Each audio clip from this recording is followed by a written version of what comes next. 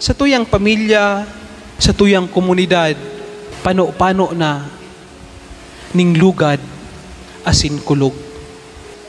Siguro lambang saro sa tuya nakamati kung paano igloko asin binubuwaan, kung paano ka pinalaom, kung paano ka pinamati na bako kang importante, kung paano mabaliwala, kung di mapansin, kung paano di ma-appreciate. Paano na ning lugad.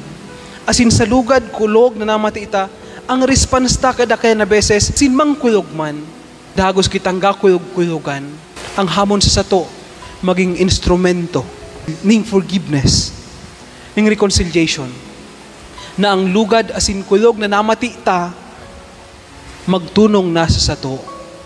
Imbes na pagkulog man sa iba, pagpatawad. Imbes na mag-criticize, mag-appreciate. Hanapon ta so good points, so good sides. Imbis na maghusga, i-recognize ta ang mga magayon. So kulog na matita sa pagbaliwala sa to, sa di pag-appreciate sa to, ta mas na-appreciate yung iba. Dito na ipa-experience sa iba, taayam tang makulog. Maging instrumento ng reconciliation, ng forgiveness, ng love.